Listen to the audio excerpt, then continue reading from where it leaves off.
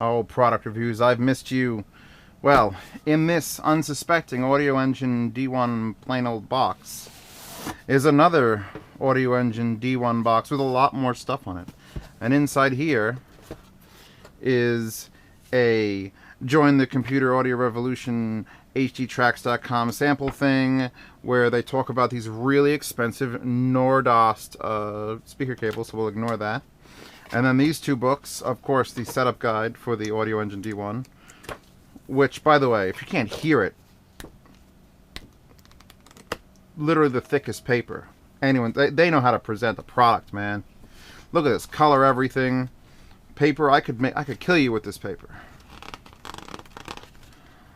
So yeah, they're showing their whole product line, even blank pages, because they don't care about trees. More blanks for notes. I've never written notes in the back of anything. Yeah, basically this says plug it in and it should work great. I'm sure there's some specs we should look at. Now, under here, we find a gold-plated USB cable, relatively short, and I'll get onto that in a minute, because I tried with a longer cable and it didn't work. We've got this beautiful, oh, it smells so fresh, satin rubber Reebok bag, and here it is, the D1 itself. Look at this product. Comes out of a little Santa sack. Brings you to a world of love and emotion. Alright, let's pack up the Santa sack. We're going to keep the USB cable. I don't think we're going to need to read the setup manuals. If I do need to refer to one, I failed as a video reviewer. Put you there. Leave that there. Here we go. Now I'm going to plug this in now, and we're going to see what it does on my little Ultrabook here. Installing device driver. You heard a little relay click in that. Device is ready to use. Is that it? Could that possibly be it? This is the future. Things like that happen. By the way, lefty padding is dumb. Alright, let's see. We now have the internal speakers or the AudioEngine D1, which is our default device. Let's check the properties on it. Generic, its levels are good. Enhancements, always disable all enhancements, even if none of them are checked. That does affect sound quality, and I can't tell you why. Let's set it to 24-bit 96 kilohertz studio, and we're going to allow exclusive control and application control, etc., etc. Well, there we go. It's set up. Now let me talk about the actual connections on this. On the front we've got output level, which interestingly enough controls the internal headphone amp and the external external also RCA outputs, which you'd put to powered monitors. So you can use this with your AudioEngine powered monitors and control the volume on them. So that's interesting. I've never had a DAC that could control its output like that. And other than the USB, it also has a digital fiber optic input, SPDIF, which I did try on my cable box. And that was interesting to have a really quality headphone amp coming off of like the worst Fox News channels ever, because that's just what was on. Everything else sucked. Just gotta hear that Fox News super loud. Now, one of the things that I kind of don't understand about this is the power button. There's a power button in front, and there it's off. And here's what happens. Windows says, oh god, it's gone. Playback devices, that was recording devices. Where's playback devices? It's gone. Now it's switched back to the laptop's internal speakers. Well, there's the laptop playing. So now if I turn this on, everything breaks. Actually, it's still playing. Let's find out if it's still playing. Headphones. I've got them all here. AKGs. Yeah, all right. Let's put these K240s on. Make sure your output level is all the way down before you do this. Alright, it switched right over. So now if I shut this off now. Nope. Oh, there it goes. Isn't Windows wonderful? That's Windows 7 on there, by the way. I'm sure Windows 8 would just explode. Volume up. Put Put this back on. And now these are playing just fine.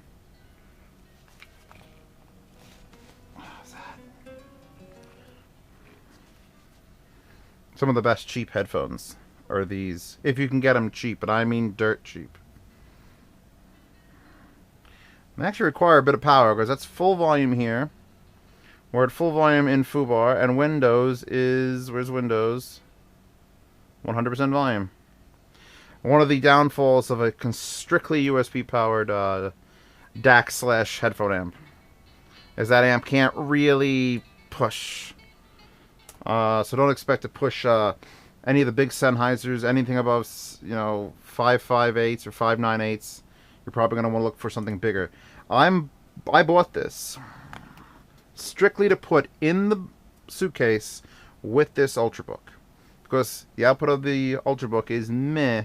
This is better, especially with more efficient headphones than these. These claim 55 ohms. They're lying, because I know this can push. If I pull my brainwaves out here, come on brainwaves, my HM5s will put these suckers on. Again, volume down. Paused. Yeah. To the point of almost painfully loud, it'll push these. And I'm not actually sure of 100% of the ohms on these. I think they're in the 60s, actually. But yeah. Hard to drive. Easier to drive. So we get a better sound quality out of that for sure. Now, what else is there to say? Sounds good. I have... Here's the O2. Here's an O2 someone built. I believe it was a kit someone built. And I could actually get some wires and plug this in as the headphone out, just to do a little test of the line outs. But I'll tell you, the line outs are clean. I've had them on the big system here. I powered the big system for a few days. And, you know, a good DAC, you can't tell from one from the other. However, I have a couple. I have the DAC here. Well, not here as well, but it's coming back. And there will be a shoot-off. And I will go against this versus an O2 ODAC versus an O2 and SMSL SAP2 Pro, which is a headphone amp that I've fallen in love with more so than the O2, which is very odd, and we'll get into that. That's other products. One product at a time. Here you go. AudioEngine D1. It's very pretty. It matches the color scheme of my Ultrabook with the black and the gray. Look at that. The fact that it's powered only through USB means I could put this in my bag, go someplace, whip it out at a Starbucks, learn to smoke a pipe, and just off my powered USB from my laptop on battery, play some headphones. Decent headphones. Obviously you want a little bit more efficiency because it's just USB. Whereas the O2, if you're you can't pull this out unless you either carry this 12 volt AC adapter. It's an AC, not a DC adapter. It's an AC adapter. And inside here, you could barely make out in there, is a spot for two 9-volt batteries. So you could carry this around and two 9-volt batteries. I don't think anyone on earth does that, by the way. So this is certainly an alternative to that. And if you've got no room on your desk and you don't want to deal with things, and you have a secondary input, and this is interesting, this optical input, you know, I never had them plugged in at the same time, so I'm not sure which one's going to take priority. It's probably going to be USB. I don't have anything here that'll output SPDIF to that, which, by the way, SPDIF stands for Sony Philips Digital Interconnect Format. That's good trivia stuff. I'm happy I learned that. Yeah, I love the look of the RCAs. They're just raw screw downs. Everything fits wonderfully on it. There's no need for the little feet. It's got these little bars of rubber, made in China. You know, everything's made in China. Everything on Earth. Things I don't like, and I don't know what it is. I don't know what it is with manufacturers and why this hasn't become a thing. If you do have this coming out, RCA out, into reference monitors or an amplifier along the line, and you then plug in headphones, these RCA outs die. And your volume control goes from controlling those to controlling the headphone volume. And if you're done with your headphones and you want the speakers back on, you have to physically unplug your headphones. And that is dumb. It's the same on my Emotiva XDA2 over there. See that very expensive DAC with all the switching things and the beautiful lights and still an 1/8 inch freaking connector instead of a 1/4? Yeah, when you plug headphones into that, your amplifier stops working. It stops outputting line out. So I want to hear my speakers now. Pull, push, pull, push, pull, push, pull, push, pull, push, pull, push, pull, push. See this power button? I can think of almost no reason to have it. Okay, I want to have, you know, this disappear and I want to play from, you know, my internal speakers on my laptop.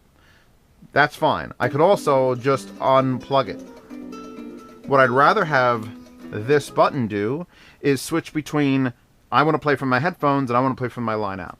So if this is what your desk and you have a real big computer and you don't have any other things hooked up over there, why is this power button there? You would then be able to leave your headphones plugged in. I'm done listening to my headphones. Click, speakers now play. No plugging, unplugging, nothing. Just click headphones, click speakers, click headphones, click speakers. And I'll keep ranting about this in every piece of product, every product I ever review that has this problem till the end of days. So, Emotiva, XDA3 is coming, and I will sell that, and I will buy an XDA3. I want a 1/4 inch headphone jack, not because of any fidelity reasons, simply because anyone who's ever had a laptop or an iPod or anything knows that this sucker's going to break. It's going to break. I could break it right now. You want to watch me break this? Ready? Twist, and then it's just broken. Then it's just like, oh, we'll got time to get a new thing. Try breaking a 1/4 inch headphone jack. You'll just snap things outside. So, for longevity's sake, I would never, ever, ever, ever want a 3.5. I'd more than happily whip out a damn 1/4 inch adapter, plug it in, and use that. And when I get to the review of the little SMSL, that is a 1/4 inch, and I love it to death. Because I know it's never going to be, I'm never going to get up from my chair and accidentally yank this and just snap every little crappy part of it. That's my rant for that. So, wishes for future everything.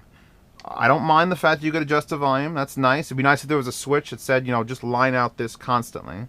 Because here we go again. You have your line out to your speakers.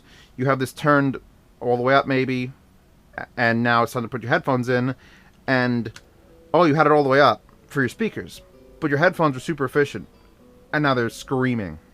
Now you gotta turn it down. So now you take these out, and now you go back to your speakers. Oh, they're too low, and I gotta turn it way up. So it's just more things to do. Have these come out at a constant or variable. Have a little switch here, click, click, click, constant variable. I'm sure it's not that hard to deal with. And then have this switch, instead of turning it on and off, just switch between I want to play the headphones or I want to play the line out. I can't think of a scenario where you'd want to play both at the same time, so don't worry about it.